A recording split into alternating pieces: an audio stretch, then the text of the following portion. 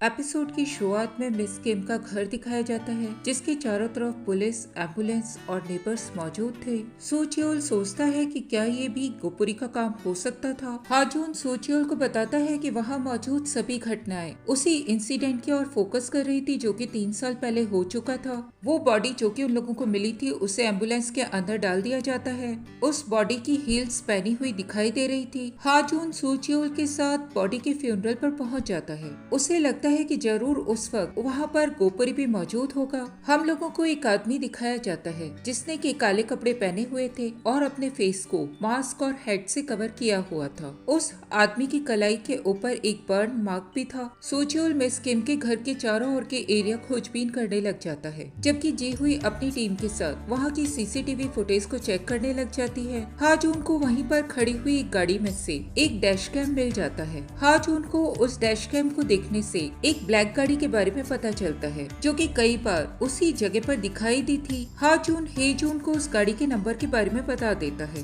हेजून हाजून को बताती है कि वो गाड़ी चोरी की थी और उसे किसी ने गलत आईडी से रेंट पे लिया हुआ था। जी हुई तभी हाजून के सामने आ जाती है और वो उससे जबरदस्ती डैश कैम की फुटेज को ले लेती है। सोचियोल को एक आदमी दूर जाता हुआ दिखाई देता है। वो इसके बारे में हाजून को इन्फॉर्म कर देता है। हाजून तुरंत ही सोचियोल के पास पहुंच जाता है। हाजून और सोचियोल दोनों ही मिलकर उस अनजान आदमी का पीछा करने लग जाते हैं। उन लोगों को लगता है कि वो आदमी या तो उन लोगों को चॉय योंग सियोप तक पहुंचा सकता था, या फिर वो आदमी खुद गोपुरी हो सकता था। डिटेक्टिव नाबी ब्लैकविन के स्टेटस को चेक करता है और उसे पता चल जाता है कि वो गाड़ी चोरी की गई गाड़ी थी। नाडान उस नंबर पे कांटेक्ट करता है जिस नंबर से उस गाड़ी को रेंट पे लिया गया था। नाडान उस फोन की आखिरी लोकेशन को चेक करता है। उस फोन की आखिरी लोकेशन मिस किम के घर के आसपास की ही थी और अब उन लोगों को उस फोन की लोकेशन तभी पता चल सकती थी जबकि उस फोन को कॉल करने के लिए यूज किया जाए। हाजून और सोचियोल अभी भी उस आदमी का पीछा कर रहे थे। हेजून को तभी एक सीसीटीवी फुटेज में उस आदमी का चेहरा दिखाई दे जाता है। वो आदमी सीसीटीवी के सामने किसी से बात करने के लिए रुक जाता है और हेजून उस आदमी की फोटो सीसीटीवी कैमरे पे खींच लेती है। हेजून हाजून को कॉल करके बताती है कि वो आदमी योंग सियोप है। हाजून और सोचियोल ये देखकर बहुत ज्यादा एक्साइटेड हो जाते हैं और वो जल्दी से उस आदमी के पीछे चले जाते हैं। इधर योंग सियोप के कॉल करने से ही नाडान को उसकी लोकेशन का पता चल जाता है, जिसके कारण जी हुई और डिटेक्टिव जैन उसके लोकेशन को ट्रैक करके उसकी ओर रवाना हो जाते हैं। जी हुई की पुलिस गाड़ी से आती हुई सायरन की जोर की आवाज सुनकर सियोप अलर्ट हो जाता है। हाजून भी पुलिस की गाड़ी को योंग सियोप तक आती हुई देख चुका था। वो तुरंत ही जी हुई को कॉल करता है और उसे बताता है कि वो भी योंग सियोप का पीछा कर रहा था। हाजून जी हुई को थोड़ी देर रुकने के लिए कहता है ताकि वो लोग देख सके कि योंग सियोप वहाँ पर किससे मिलने के लिए आया हुआ था। जी हुई हाजून की कोई भी बात नहीं सुनती और वो जैसे ही योंग सियोप को देखती है, वो तुरंत ही अपनी गाड़ी को रुकवाकर उसकी ओर दौड़ लगा देती है। योंग सियोप उन लोगों को जैसे ही देखता है, वो तुरंत एक डायरेक्शन की ओर दौड़ लगा देता है। सभी मिलकर योंग सियोप का पीछा करने लग जाते हैं। जी हुई योंग सियोप के बहुत ही नजदीक पहुंच जाती है। वो जैसे ही उसे पकड़ने वाली होती है, तभी एक ब्लैक वैन जिसके अंदर गोपुरी बैठा हुआ था, वो योंग सियोप को जोरदार हिट करके वहां से भाग जाता है। जी हुई और detective Chang police station phone करके अपनी हेल्प के लिए लोगों को बुलाते हैं। जैसे ही जी हुई फोन करती हुई दूसरी ओर मुड़ती है, वैसे ही हाजून योंग सियोप के फोन को अपनी पॉकेट के अंदर डाल लेता है। डोवान अपने ऑफिस के अंदर बैठा हुआ था। जी हुई हॉस्पिटल से उसे कॉल करती है और उसे बता देती है कि उसने योंग सियोप को पकड़ लिया था। सोचियोल भी हॉस्पिटल के अंदर पहुंच चुका था। जी हुई डिटेक्टिव चैंग के साथ योंग सियोप की मिसिंग फोन के बारे में बात करती है और उससे पूछती है कि क्या उसने भागते हुए अपना फोन कहीं पर गिरा दिया था। सोचियोल उन दोनों की इन बातों को सुन लेता है। जी हुई भी सोचियोल को देख लेती है। सोचियोल तुरंत ही दौड़कर हाजून के पास आ जाता है। हाजून उस वक्त योंग सियोप के फोन को खोलने की कोशिश कर रहा था। जी हुई सोचियोल और हाजून दोनों को ही देख लेती है। हाजून उसे देखकर तुरंत ही फोन को अपने पॉकेट के अंदर डाल लेता है। हाजून और जी हुई के बीच में एक बार फिर से बहस होने लग जाती है। जी हुई हाजून से बहुत ज्यादा परेशान हो चुकी थी। वो इस बात पर भी बहुत ज्यादा गुस्से में थी कि उसके कारण योंग सेओप उसके हाथ में आते आते निकल चुका था। वो बहुत जोरों से हाजून के चेहरे के ऊपर एक पंच मार देती है और हाजून उसी वक्त बेहोश हो जाता है। हाजून कुछ होश में आने लग जाता है। हेजून हाजून के ईयरपीस में उसे बताती है कि उसे ब्लैक वैन का पता चल चुका है। हाजून तुरंत ही उठता है और अपने जोरदार लगी होने की एक्टिंग करते हुए सू च्योल के साथ वहाँ से निकल जाता है। हाजून और सू च्योल हेजून के बताए हुए डायरेक्शन की ओर ब्लैक वैन को देखने के लिए मूव करने लग जाते हैं। तभी हेजून उन दोनों को कॉल करके बताती है कि उन दोनों की मदर उन लोगों के पास उनसे मिलने के लिए पहुंचने वाली थी। अब हाजून की मदर को दिखाया जाता है जिन्होंने अपने एक हाथ में बाइबल पकड़े हुए थी और वो बहुत ज्यादा खुश दिखाई दे रही थी।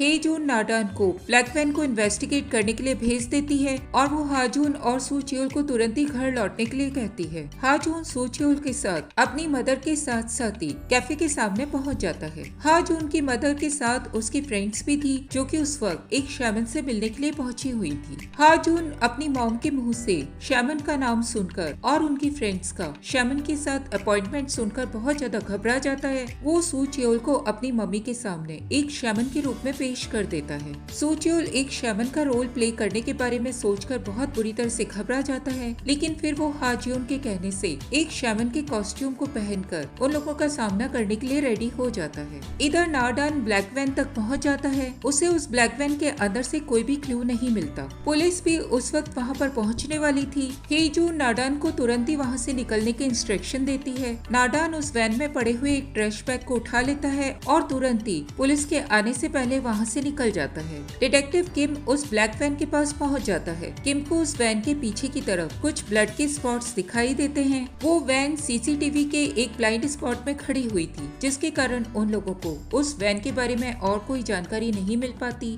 सू च्योल बहुत ही मुश्किल से हाजून की मॉम और उनकी फ्रेंड्स को हाजून की मदद से उनकी प्रॉब्लम का सॉल्यूशन बताने की कोशिश करता है। हाजून अपनी मदर के जाने के बाद नाडान के लाए हुए ट्रैश बैग को चेक करता है। उन लोगों को उस बैग के अंदर एक रेड क्रॉस रिसिप्ट मिलती है जिसके ऊपर एक स्लम एरिया का एड्रेस लिखा हुआ था। हाजून को ऐसा लगता है कि गोपुरी ने जानबूझकर उस स्लिप को वहाँ पर छोड़ दिया था। पुलिस स्टेशन के अंदर जी हुई की टीम पूरे एविडेंसेस को चेक करती है। वो लोग देखते हैं कि वैन के अंदर मिला डीएनए योंग सेओप के डीएनए से मैच कर रहा था, जबकि वैन के अंदर मिले ब्लड का डीएनए सीवर के अंदर मिली बॉडी से मैच हो चुका था। पुलिस को वैन में इन दोनों डीएनए के अलावा और कोई भी डीएनए नहीं मिला था और वो लोग सीवर के अंदर मिले विक्टिम को भी आइडेंटिफाई नहीं कर पा रहे थे। डो वॉन जी हुई को कॉल करके योंग सेओप का एड्रेस बता देता है। हाजून और सू च्योल भी इधर स्लम एरिया में पहुंच जाते हैं। वो लोग एक कमरे के घर के अंदर पहुंच जाते हैं। उन लोगों को वहाँ की वॉल के ऊपर विक्टिम की कुछ फोटोज दिखाई देती है।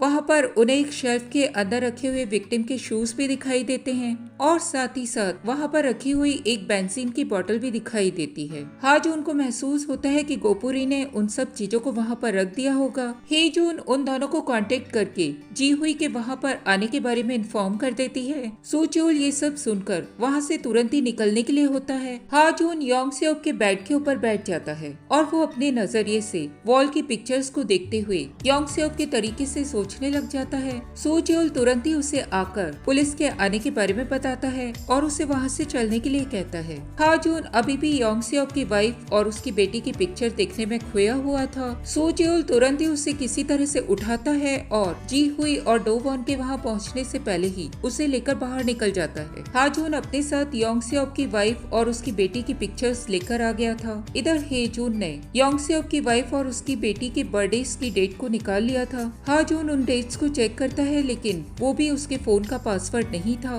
हाजून उस फोटो के पीछे लिखे हुए मैसेज को देखता है जहाँ पर लिखा हुआ था कि ऑलवेज प्रोटेक्ट यू। हाजून याद करता है कि योंग सेओप की बेटी का रेप हुआ था जो कि डो जून हा ने किया था। वो फोन में उस डेट को डालता है जिस दिन डो जून हा का मर्डर हुआ था और फोन खुल जाता है। जी हुई डो वॉन के साथ योंग सेओप के घर पर पहुंच चुकी थी। वो दोनों भी वहाँ पर मौजूद एविडेंसेस को देखते हैं। उन एविडेंसेस को देखकर जी हुई को लगता है कि उन सब मर्डर्स के पीछे योंग सेओप का ही हाथ होना चाहिए था। जी हुई को वहाँ लगी हुई विक्टिम की पिक्चर्स दिखाई देती है और वो तुरंत ही उस विक्टिम को पहचान जाती है। वो केंग यून हाय था जिसका केस की वो सबसे पहले हैंडल कर रही थी और उसके न मिलने पर उसने केस को क्लोज कर दिया था। इधर हा जून ने योंग सेओप के फोन को खोल लिया था। उसे पता चल जाता है कि योंग सेओप देश के एक कोने में छिपा हुआ था और वो अपनी बेटी की बॉडी के मिलने के बाद ही सियोल लौटकर वापस आया था। हा जून और सू च्योल दोनों ही उस हॉस्पिटल के अंदर पहुंच जाते हैं जहां पर योंग सेओप इस वक्त एडमिट था। सू च्योल किसी तरह से डिटेक्टिव ना का ध्यान भटकाकर उसे बाहर ले जाता है। हा जून डिटेक्टिव जेंग के सामने पहुंच जाता है। डिटेक्टिव जेन पहले से ही शैमन से बहुत ज्यादा इम्प्रेस था। हा जून उसे शैमन के एक्टिंग करके और ज्यादा डराने लग जाता है। डिटेक्टिव जेन हा जून के कहने से उसे थोड़ी देर के लिए योंग सेओप के पास कमरे के अंदर छोड़ देता है। हा जून योंग सेओप के सामने प्रिटेंड करता है कि उसकी बेटी का भूत उससे बात कर रहा था। हा जून इस तरह से योंग सेओप को यकीन दिला देता है कि उसकी बेटी सही में वहाँ पर उस वक्त मौजूद थी और वो अपने पापा से बात करना चाह रही थी। हा जून ये सब करके योंग सेओप को गोपुरी की आइडेंटिटी बताने के लिए कहता है। योंग सेओप हा जून को बताता है कि उसी के कहने से गोपुरी ने डो जून हा का मर्डर किया था। योंग सेओप हा जून को ये भी बताता है कि उसने गोपुरी का चेहरा कभी भी नहीं देखा था। योंग सेओप हा जून को बताता है कि गोपुरी के इंटेंशन मर्डर के बारे में बिल्कुल क्लियर थे। वो किसी को मारने के लिए एक परफेक्ट रीजन पूछा करता था। जी हुई और डो वॉन भी तभी हॉस्पिटल में पहुंच जाते हैं। उन लोगों को हॉस्पिटल के बाहर डिटेक्टिव ना के साथ सू च्योल दिख जाता है।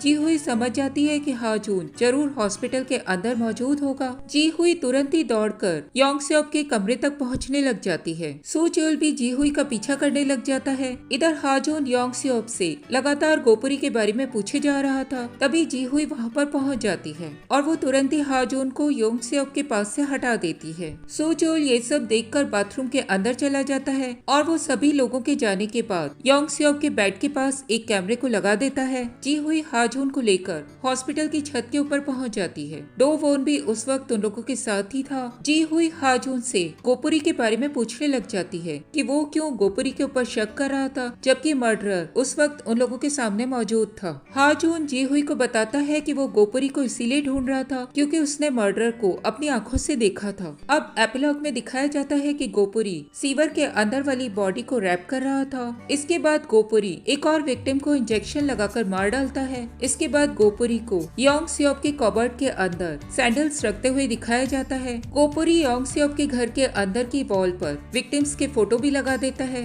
गोपुरी सबसे एंड में अपनी व्हाइट शर्ट के बटन्स को बंद करता है और तब हमें उसकी कलाई पर एक जले का निशान दिखाई देता है।